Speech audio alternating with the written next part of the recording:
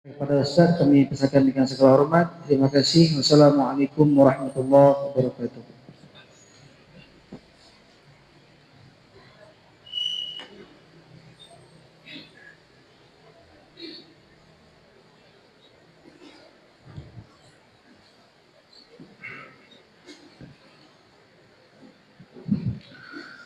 Bismillahirrahmanirrahim. Assalamualaikum warahmatullahi wabarakatuh.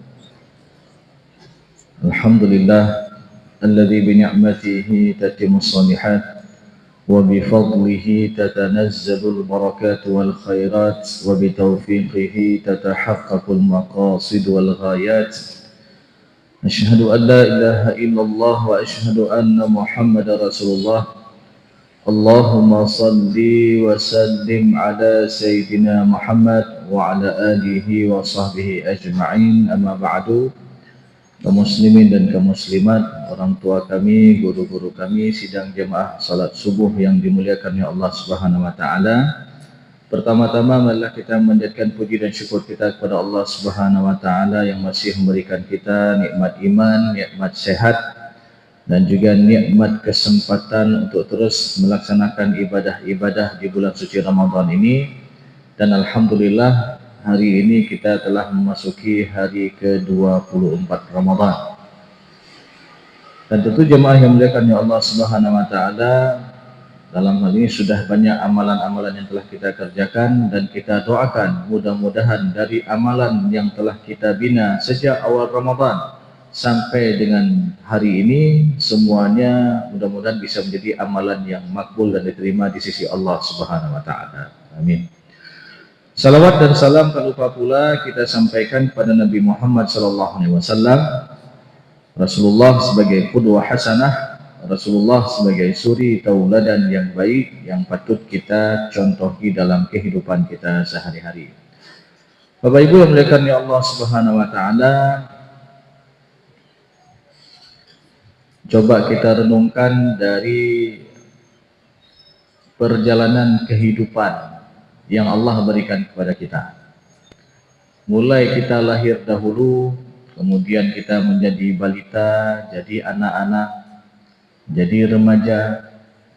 Mungkin di sini juga ada sebagian yang sudah menjadi kepala keluarga, ada yang sudah memiliki cucu dan lain sebagainya. Dan jemaah yang muliakan oleh Allah Subhanahu wa taala, dari perjalanan hidup kita ini yang mana di sana juga ada aktivitas kita, ada yang bekerja, ada yang memberikan pelayanan untuk keluarga dan seterusnya. Maka jemaah yang muliakan oleh Allah Subhanahu wa taala, tentu ketika kita menjalani kehidupan ini yang kita inginkan tidak lain dan tidak bukan adalah kita ingin meraih bahagia. Ya. Baik bahagia dunia ataupun bahagia di hari akhir nanti. Jadi nggak ada orang yang nggak mau bahagia. Apapun profesinya, dia pasti pengen bahagia, pengen tenang, ya, pengen aman-aman, hana masalah. Ya. Sehingga jemaah yang dimuliakan oleh Allah Subhanahu wa taala, untuk mencapai kebahagiaan, kenyamanan, ketenangan ini, ada beberapa poin yang perlu kita perhatikan. Yang pertama adalah dalam menjalani kehidupan kita ini,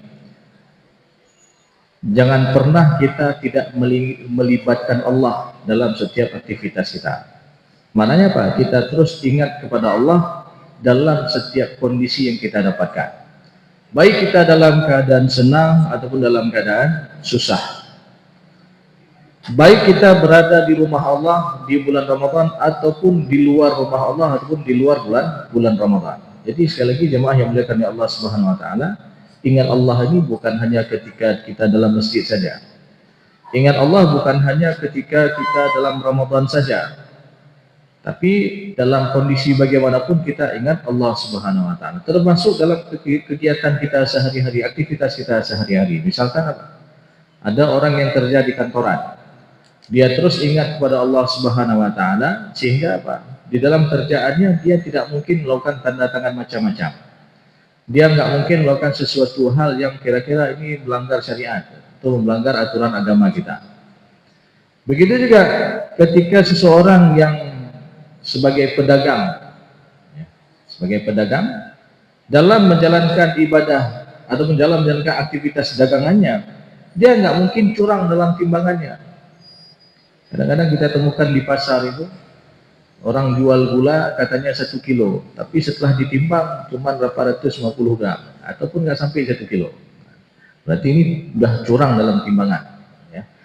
Itu juga jemaah yang dimuliakan oleh Allah Subhanahu Wa Taala, maka ketika dia mengetahui dan dia libatkan Allah dalam setiap aktivitasnya, maka dia nggak mungkin dia melakukan sesuatu hal yang melanggar daripada aturan agama.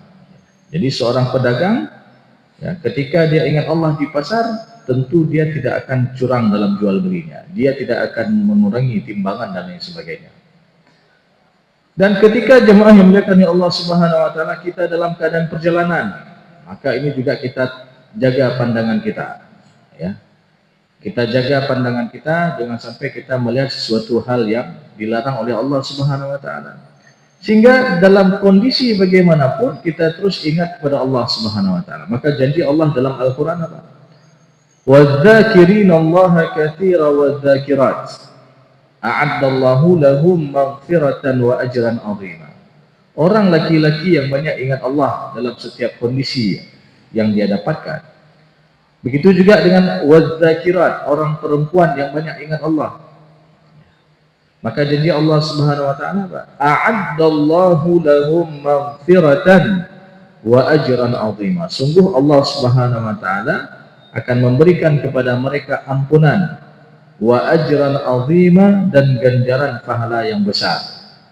Siapa yang tidak ingin dapat ampunan daripada Allah? Semua kita ingin. Apalagi di bulan Ramadan ini adalah bulan ampunan. Karena setiap hari yang kita lalui ini selalu kita dapat ampunan oleh Allah Subhanahu Wa Taala. Di pagi hari kita melaksanakan ibadah puasa Ramadan, ini ampunan Allah juga. Karena Rasulullah mengatakan man shoma Ramadan imanan wa ihtisaban ghufira lahu ma taqaddama min dhanbi. Ketika kita mengerjakan ibadah malam, nah kita salat tarawih, kita salat qiyamul lail, kita baca Al-Qur'an, tadarus dan sebagainya, ini juga menjadi asbab diampuni dosa-dosa kita. Sehingga dalam riwayat yang lain disebutkan man qama Ramadan, barang siapa yang menghidupkan malam-malam di bulan Ramadan, imanan wa ihtisaban ghufira lahu ma taqaddama min dhanbi. Jadi setiap hari yang kita lalui ini jemaah yang dimuliakan oleh Allah SWT, dan ini tinggal beberapa hari lagi, 5 hari lagi ataupun 6 hari lagi, ini adalah kita dapat ampunan Allah. Paginya dapat ampunan, malamnya juga dapat ampunan. Maka celakalah orang yang mendapati Ramadan ini lalu dia tidak dapat ampunan Allah. Berarti nggak ada kebaikan sama sekali. Kadang hanai puasa, malam di hanai nggak dilakukan ibadah-ibadah. Ya, sehingga sia-sia, maka dia menjadi orang yang celaka. Dalam hadis Rasulullah sebutkan man adraka Ramadan falam yughfar lahu, barang siapa mendapati Ramadan lalu dia tidak dapat ampunan Allah Subhanahu Wa Taala. Maka sekali lagi jemaah yang dimuliakan Allah Subhanahu Wa Taala, asbab kita banyak-banyak ingat Allah itu, yang pertama kita dapat ampunan Allah, wa ajran azima, dan yang kedua kita dapat pahala yang besar daripada Allah Subhanahu Wa Taala. Ini jemaah yang dimuliakan oleh Allah Subhanahu Wa Taala, ketika kita ingin dapat bahagia dunia akhirat, maka kita banyak ingat Allah. Tapi untuk mengingat Allah ini tidak segampang yang kita ucapkan, tidak semudah yang kita ucapkan. Kadang-kadang kita pegah banget, tapi dalam realisasinya banyak sekali cobaan. Ya. Contoh yang sederhana Pak, ketika kita makan, kita buka puasanya hanya tinggal di doa, ya. Nggak teringat lagi doa, langsung baga-baga. Ya. Berarti kita lupa kepada Allah yang telah memberikan rezeki kita. Ya. Ketika kita naik kendaraan sana, kita nggak baca doa naik kendaraan. Padahal kita biasanya kalau ada orang yang mau pergi umrah atau mau pergi haji, itu setiap naik bus itu selalu baca doa. Ya. Padahal ini jemaah yang dimuliakan oleh Allah SWT harus kita terapkan dalam kehidupan kita sehari-hari, bukan hanya naik bus ketika umrah dan haji. Ketika kita naik kendaraan, baik misalkan KI Honda atau kita naik mobil, itu kita baca doa. Ya. Minimal kita baca Bismillahirrahmanirrahim, tawakkaltu 'ala Allah, la haula wala quwata illa billahil 'aliyyil 'azim. Ataupun dengan doa yang lain misalnya, subhanalladzi sakhkhara lana hadza wa ma kunna lahu muqrinin wa inna ila rabbina lamunqalibun. Jadi kita puji Allah atas nikmat kendaraan kita ini, sehingga dengan jarak yang jauh bisa kita tempuh dengan waktu yang singkat. Nah, jadi jemaah yang muliakan ya Allah Subhanahu wa taala, sekali lagi, syaitan pun dia kadang-kadang dia goda kita agar kita lupa kepada Allah. Terus yang sederhana juga misalkan, ketika kita masuk rumah nih, kita pulang ke rumah, kita nggak mengucapkan salam, sehingga syaitan pun betah di rumah kita. Ya jemaah yang muliakan ya Allah Subhanahu wa taala, hal-hal yang sederhana ini harus kita perhatikan. Ya, sudahkah kita mengucapkan salam ketika kita masuk rumah? Kita baca doa ketika kita makan minum. Kita baca doa ketika kita naik kendaraan dan seterusnya. Sehingga apa? Setiap aktivitas kita ini selalu kita libatkan Allah Subhanahu wa taala. Maka janji Allah Subhanahu wa taala dalam Al-Qur'an apa? Ala bi dzikrillahi tatma'innul qulub. Ketahuilah dengan kita banyak-banyak ingat Allah, maka hati kita ini akan tenang. Ketika kita banyak-banyak ingat Allah, hati kita ini akan tenteram. Maka kalau hati sudah tenang, hati sudah tentram, insya Allah kita dapat kebahagiaan dunia dan juga kebahagiaan di hari akhir nanti. Ini yang pertama jemaah yang dimuliakan oleh Allah Subhanahu wa taala. Yang kedua, agar kita bisa memperoleh kebahagiaan dunia dan juga kebahagiaan di hari akhir nanti, adalah dengan kita banyak-banyak bersyukur atas nikmat-nikmat yang Allah berikan kepada kita. Maka coba kita renungkan jemaah yang muliakan ya Allah Subhanahu wa taala, ketika kita lahir ke dunia dulu, ya, mungkin ada yang sudah 70 tahun yang lalu, ataupun 60 tahun yang lalu, atau 50 tahun yang lalu. Coba kita renungkan waktu kita lahir dulu, ketika kita lahir dulu, apa yang kita bawa? Ya. Nggak ada sehelai benang pun yang kita bawa. Ya, nggak ada sehelai benang pun yang kita bawa. Tapi ketika kita berada kondisi hari ini, kita sudah punya segalanya, ya. Sudah punya rumah sendiri, ya. Sudah punya kendaraan sendiri, sudah punya keluarga, sudah punya anak-anak. Maka inilah nikmat yang luar biasa yang Allah berikan kepada kita jemaah yang muliakan ya Allah Subhanahu wa taala. Yang dulunya mungkin kita nggak bisa terpikir, ini gimana cara ada rumah. Tapi alhamdulillah Allah mudahkan kasih rumah. Ini gimana cara tablo Honda, ada tablo motor. Tapi alhamdulillah Allah mudahkan kepada kita. Ya. Jadi kalau anak-anak sekarang, anak-anak muda sekarang, gimana cara dalam kawin? Ini umur kamu hairan. Jadi ini jemaah yang dimuliakan Allah SWT. Ketika kita ada niat baik, insya Allah Allah akan mudahkan urusan kita. Ya, teringat perkataan orang tua kita dulu yang mengatakan apa?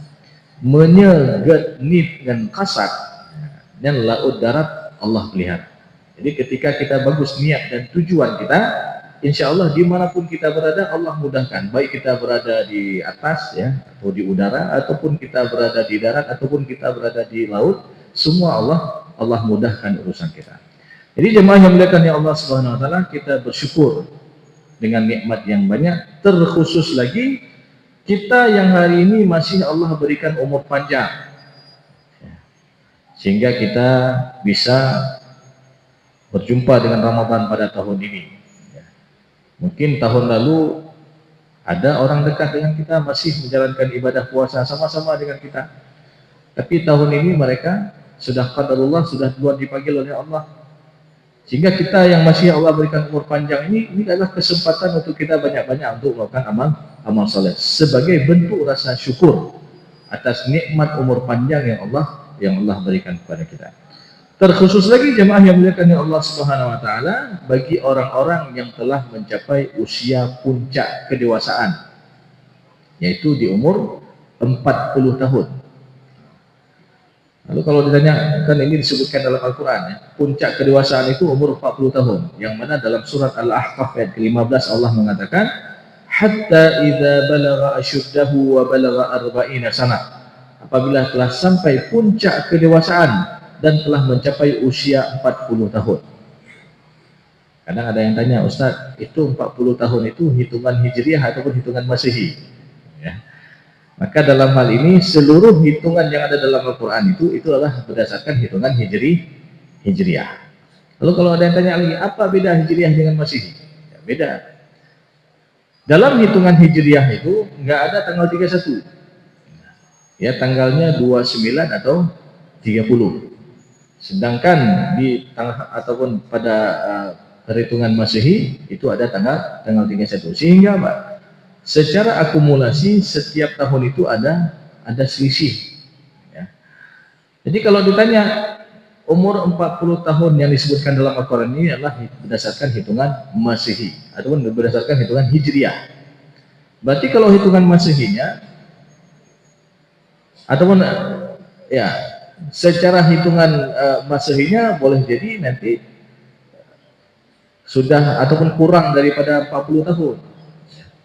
Karena kalau kita lihat usia kita hitungan Hijriah itu kita lebih tua dibandingkan kita hitung secara hitungan Masehi. Jadi ini jemaah yang muliakan Allah Subhanahu wa taala, ya, perlu kita perhatikan bahwasanya ketika kita telah sampai puncak kedewasaan yaitu umur 40 tahun, maka di sana juga ada doa yang kita disuruh banyak-banyak membacanya. Apa doanya? Rabbi auzi'ni an ashkura ni'mataka allati an'amta alayya. Ya Allah, anugerahilah kepadaku agar aku bisa bersyukur atas nikmat-nikmat yang banyak yang telah Engkau berikan kepadaku, ya Allah. Jadi ini adalah sebagai bentuk rasa syukur kita. Jadi ketika kita berada di puncak kedewasaan, kita banyak-banyak bersyukur atas nikmat-nikmat yang banyak yang telah Allah berikan kepada kita. Tidak hanya itu, wa ala walidayya, dan juga nikmat yang telah Engkau berikan kepada kedua orang tuaku. Jadi orang tua kita yang telah melahirkan kita, yang telah membesarkan kita, mendidik kita sehingga kita jadi seperti ini, maka jangan pernah kita lupakan kedua orang tua kita. Kalau hari ini mereka masih hidup, maka senangilah mereka. Penuhilah hajat-hajat kebutuhan mereka. Itu adalah surga kita. Tapi kalau hari ini mereka sudah meninggal dunia, maka perbanyak doa untuk kedua orang tua kita. Dan kalau bisa juga berbanyak sedekah yang kita niatkan untuk orang tua kita. Ini sebagai bentuk pengabdian kita kepada dan rasa syukur kita atas nikmat yang Allah berikan kepada kedua orang tua kita. Dan tidak hanya itu jemaah yang muliakan ya Allah Subhanahu wa taala, wa an a'mala salihan tarda. Dan agar aku bisa beramal saleh yang Engkau ridhai ya Allah. Sudah berada di puncak kedewasaan, apalagi yang kita tunggu. Kita banyak-banyak melakukan amal-amal kebaikan. Ibaratnya kalau kata Imam Al-Ghazali, jikalau seseorang ini diberikan jatah kehidupan umur sampai 60 tahun lagi. Berarti kalau dia sudah berada di puncak kedewasaan umur 40 tahun, berarti 2/3 daripada kehidupannya ini sudah selesai. Tinggal 1/3 lagi, mau kemana dia bawa? Ya. Apakah dia masih mau disibukkan dengan sibukan aktivitas dunia yang tidak ada habis-habisnya? Ataupun dia mengerjakan kehidupan dunia ini dalam rangka untuk mencapai amal-amal akhirat. Maka ini juga perlu perhatian jemaah yang dimuliakan Allah Subhanahu wa taala. Kalau ada yang tanya, Ustaz, boleh nggak ketika kita bekerja ini kita niatkan ibadah? Kira-kira bisa nggak kerjaan kita ini bukan hanya kita dapat gaji, tapi kita dapat pahala di sisi Allah SWT? Bisa, yaitu dengan niat, kita luruskan niat. Ya Allah, saya bekerja hari ini untuk mencari nafkah yang halal yang akan saya berikan untuk keluarga saya. Berkahilah dan mudahkan urusan saya. Sehingga apa? Kerjaan kita ini bisa bernilai ibadah.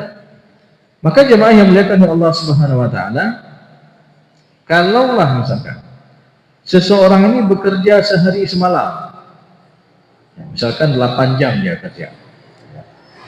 Kalau kita misalkan telah mencapai usia 60 tahun, berarti dari 8 jam, ya. Seharinya 8 jam, dan umur kita hari ini sudah 60 tahun. Kurang lebih berarti untuk kerja saja kita telah habiskan waktu selama 20 tahun. Berarti 20 tahun ini kita habiskan untuk kerja saja. Atau misalkan seperti ini, ada orang yang kerjaannya ngopi terus. Sehari 8 jam.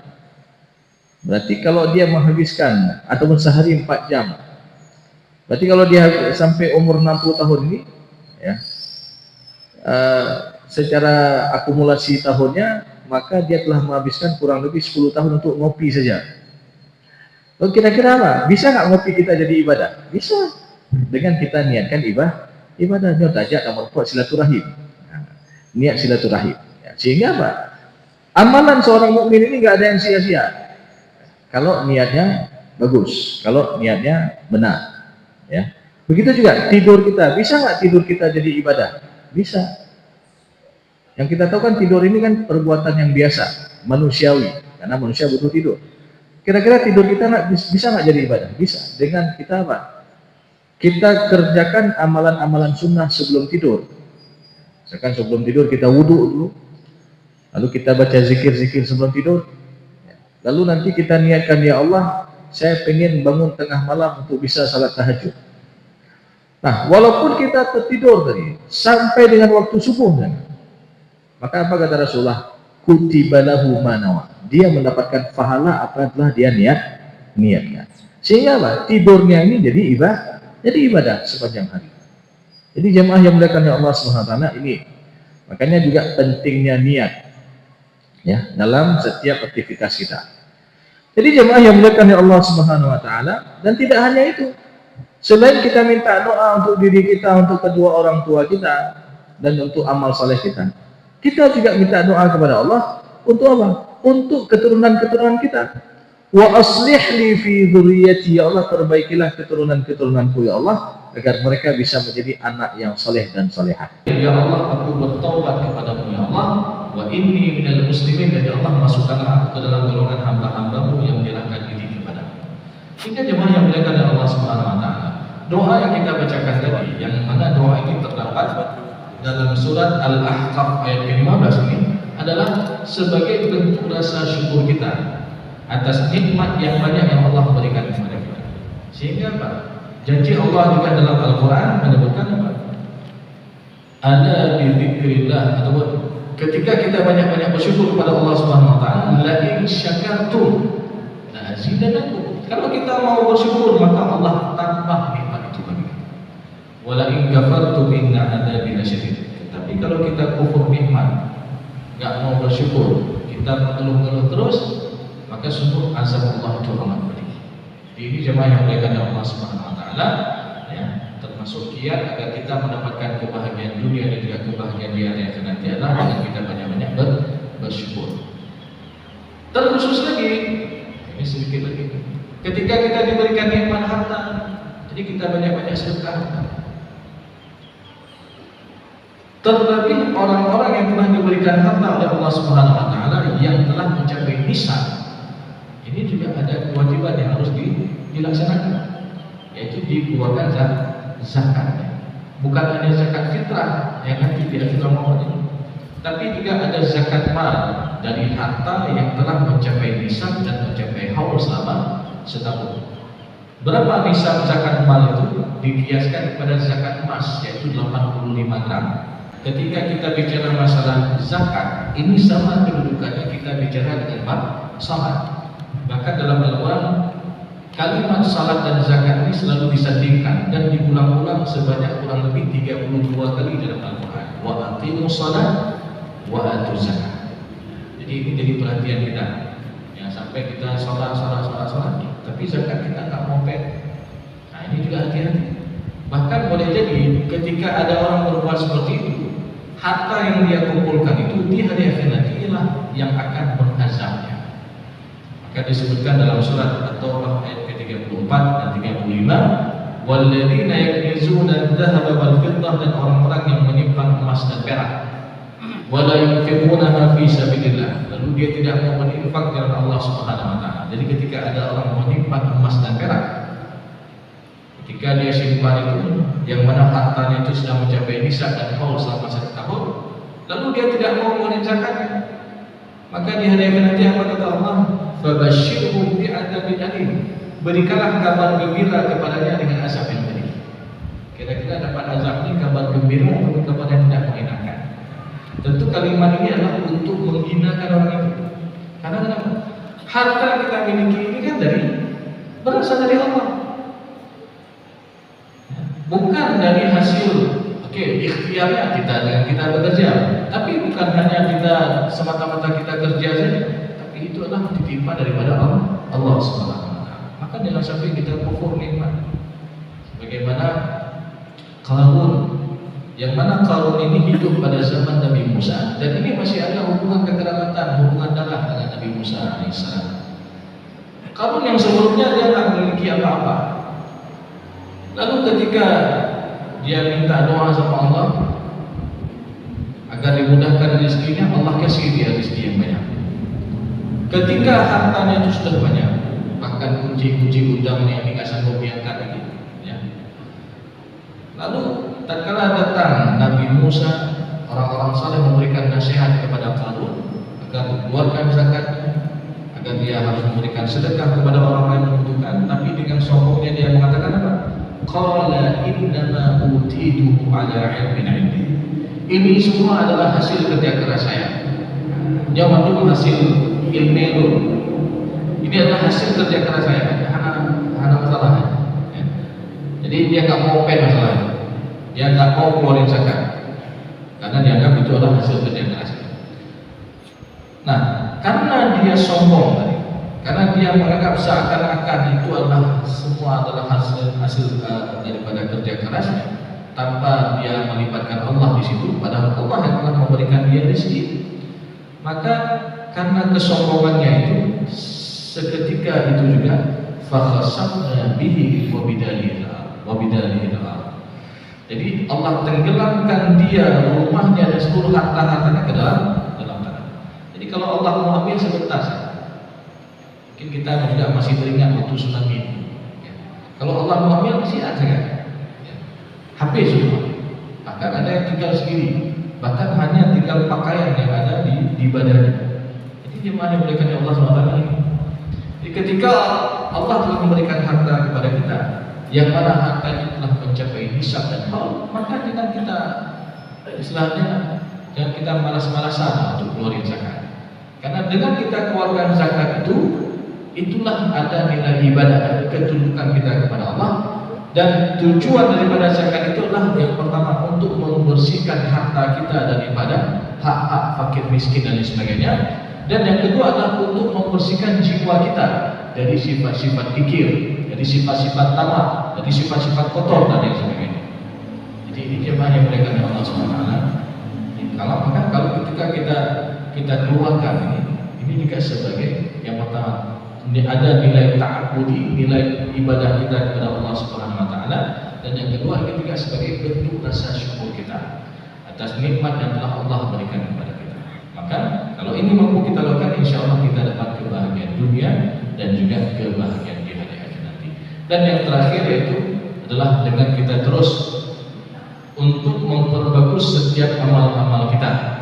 Kita hari ini telah banyak mengadakan ibadah-ibadah, kita sholat, kita puasa dan lain sebagainya, baca Al-Quran, sedekah. Maka dalam hal ini juga kita berbagus. Oh, sholat kita bagaimana hari ini? Sudahkah kita faham terhadap makna daripada bacaan sholat kita? Atau selama ini sudah berpuluh tahun kita salat, makna suratul Fatihah kita belum paham? Maka ini coba kita baca, sehingga dengan kita memahami bacaan dalam salat kita ini juga mempengaruhi kepada kekhusyukan. Begitu juga puasa yang kita lakukan, coba kita renungkan lagi. Sudahkah ketika kita puasa ini mampu kita jaga seluruh anggota tubuh kita? Atau jangan-jangan apa? Ada orang puasa tapi mulutnya masih suka menguji orang lain, memfitnah orang lain dan sebagainya. Maka ini juga kita perbagus. Kita perbagus salat kita perbagus puasa kita perbagus juga muamalah kita, hubungan kita sesama kita. Oh, bagaimana hubungan kita dengan tetangga, bagaimana hubungan kita dengan orang tua, bagaimana hubungan kita dalam keluarga yang masih ada hubungan darah dengan kita. Maka ini kita perbagus ya, yang dengan Allah SWT. Maka kalau ini mampu kita kerjakan, insya Allah kita akan mendapatkan kebahagiaan dunia dan juga kebahagiaan di hari akhir nanti, sebagaimana yang kita cita-citakan. Dan 3 poin yang kita sebutkan tadi, yang pertama adalah dengan kita banyak-banyak ingat Allah, yang kedua banyak bersyukur, yang ketiga kita banyak melakukan perbaikan dengan amal kita. kita terangkum dalam sebuah doa yang Rasulullah ajarkan kepada Muaz bin Jabal. Jadi doa ini coba kita praktekkan dalam kehidupan kita sehari-hari. Saya yakin doa ini kita sudah hafal semua. Doa ini sudah sering kita dengar. Apa doanya? Allahumma a'inni ala dzikrika wa syukrika wa husni ibadatika. Ya Allah, bantulah aku untuk senantiasa mengingatmu ya Allah dalam setiap kondisi yang kita dapatkan. Ya Allah, bantulah aku untuk senantiasa mensyukuri segala nikmat-nikmat-Mu ya Allah, dan ya Allah bantulah aku untuk senantiasa memperbagus amal ibadahku untukmu. Jadi kita baca doa ini, apalagi kita dalam keadaan puasa ini, karena doa puasa doa yang mustajabah. Sejak kapan? Sejak kita menahan lapar dan dahaga tadi setelah ketika waktu terbit fajar sampai dengan terbenam matahari menjelang berbuka, seluruh waktu ini adalah waktu yang mustajabah. Maka kita banyak-banyak berdoa yang kita minta kepada Allah. Allahumma a'inni ala dzikrika wa syukrika wa husni ibadatik. Ya Allah, bantulah aku untuk senantiasa mengingatmu ya Allah. Ya Allah, bantulah aku untuk senantiasa mensyukuri segala nikmat-nikmat-Mu ya Allah, dan ya Allah bantulah aku untuk memperbagus amal ibadahku untukmu ya Allah. Sekali lagi, ketika kita bisa mengamalkan doa ini, insya Allah mudah-mudahan Allah akan bantu kita sehingga kita terus ingat kepada Allah dalam setiap kondisi yang kita dapatkan. Kemudian ketika kita bisa mengamalkan doa ini, insya Allah Allah juga akan bantu kita sehingga kita terus bersyukur atas nikmat-nikmat yang banyak yang telah Allah berikan kepada kita. Dan ketika kita mampu mengamalkan doa ini di setiap selesai sholat kita ataupun ketika kita dalam keadaan puasa, kita banyak-banyak doa sama Allah, maka insya Allah Allah juga akan bantu kita sehingga kita terus bisa memperbagus terhadap ibadah-ibadah kita. Kita memperbagus salat kita, puasa kita, muamalah kita, dan lain sebagainya. Dan pada akhirnya insya Allah mudah-mudahan kita semua mendapatkan kebahagiaan dunia dan juga kebahagiaan di hari akhir nanti. Mungkin ini saja yang dapat saya sampaikan. Jemaah yang dimuliakan Allah SWT, mudah-mudahan bisa menjadi ilmu yang bermanfaat dan juga bisa kita aplikasikan dalam kehidupan kita sehari-hari. Lebih kurang saya mohon maaf. Aqulu qouli hadza wa astaghfirullah li wa lakum wa lisal mu'minin. Wassalamualaikum warahmatullahi wabarakatuh.